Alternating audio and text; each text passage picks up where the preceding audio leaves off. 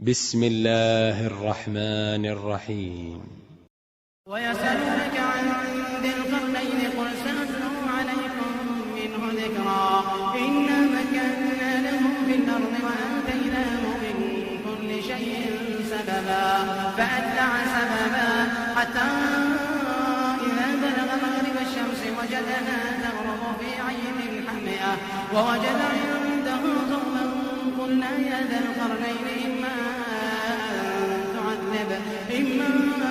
تعذب وإما أن تتخذ فيهم حسنا قال أما من ظلم فسوف نعذبه ثم يرد إلى ربه فيعذبه عذابا نكرا وأما من آمن وعمل صالحا فله جزاء الحسنى وسنقول له من أمرنا يسرا ثم أتبع سببا حتى إذا بلغ مطلع الشمس وجدها تطلع على قوم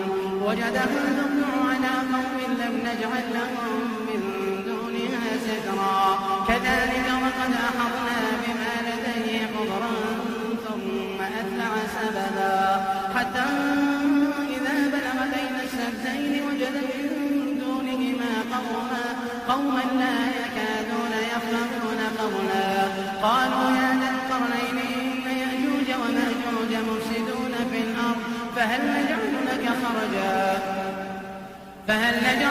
خرجا على أن تجعل بيننا وبينهم سدا قال ما مكنني فيه ربي خير فأعينوني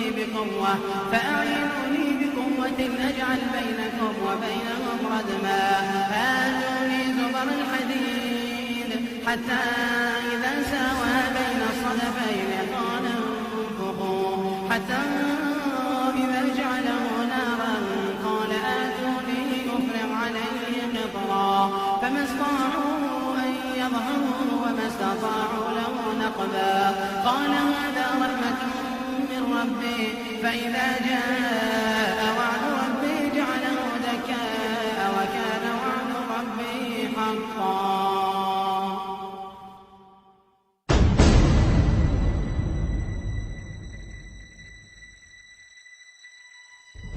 The question there about Zulkarnain. Karn is a horn. Zulkarnani, two horns, Karnain. But Karn is also an age, an epoch.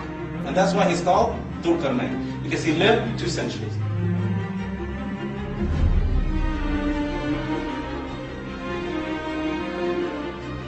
The second description, if the Khatib gets into that, he had a head that was sticking out a little bit, so his nickname was the two-horned man. But Zulkarnain is someone blessed by Allah subhanahu wa ta'ala with irresistible power. The power to pursue any goal he wants to pursue. And therefore the equivalent of a superpower of all superpowers. The equivalent of a ruling state in the world. And the definition of a ruling state is that it can impose its will on any rival. This is Zulkarnain. So firstly, Zulkarnain referred in the Quran was a Muslim.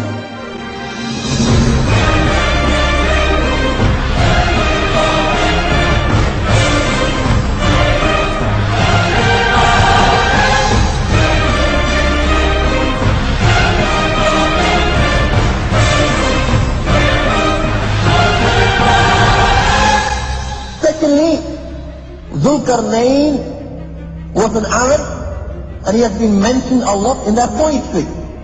It is narrated that Zulkarnain, when he went for Hajj, he went walking.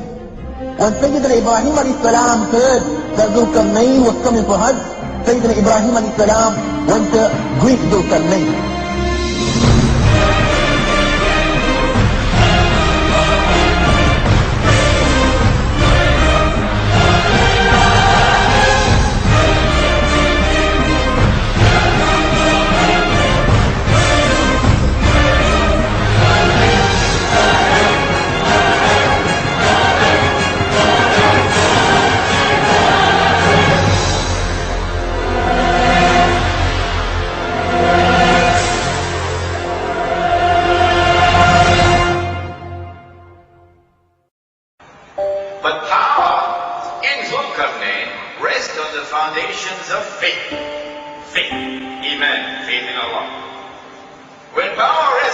foundations of faith, how will that power be used?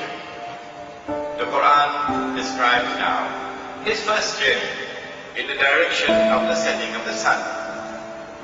And there he comes across by a body of dark water, meaning this is the farthest limit he can go. He comes across a people. What are you going to do with these people? Zulkarnain replies and he says, those who are guilty of acts of zulm, oppression, I'll punish them. And so power, when it rests on the foundations of faith, power is used to punish the oppressor. And then he went on to say, those who have faith, not faith in Singapore dollar, faith in Allah.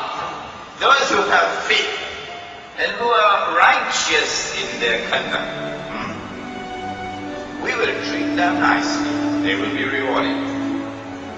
And so when power rests on the foundations of faith, that power will be used to reward those who have faith and whose conduct is righteous. And then Zulkarnain traveled in the opposite direction, in the direction of the rising of the sun. And there he came across a people for whom we had provided no cover, meaning cover from the elements. And so a people living an essentially primitive way of life. When power rests on the foundations of faith, how will power respond to the primitive way of life?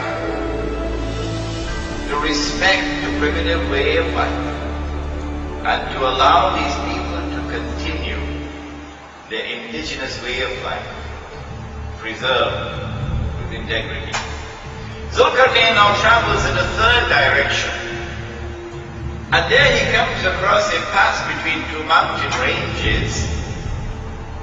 And there in that pass he comes across a people. And the Quran describes these people. And pay careful attention to that description. لا يكادون يفقهون قولا. Could not understand their language. No one could understand their language.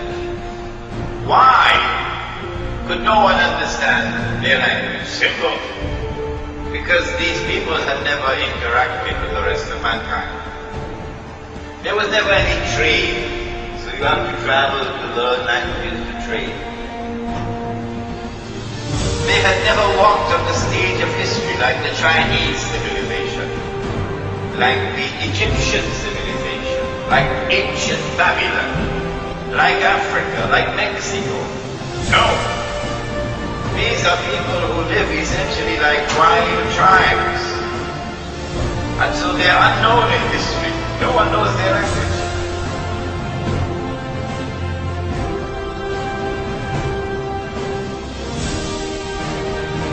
Zulkarnain now has to employ interpreters to eventually get the job done so they can communicate. These people, when they can communicate with Zulkarnain, then informs him, إِنَّ يَأْجُوجَ وَمَأْجُوجَ مُفْسِدُونَ فِي الْأَرْضِ. O Zulkarnain, surely God and Magog are committing fasad. Fasad in our territory. And fasad, we told you yesterday, is to corrupt everything you touch. Can you help us? Can you build a barrier to protect us from Gog and Magog? Strange that they should ask for this request. We're prepared to pay you. Why don't they ask Zulkarnain, who is the ruling power in the world, just go in there and beat the living daylights out of them so they'll never dare to come back here? No! Can you build a barrier?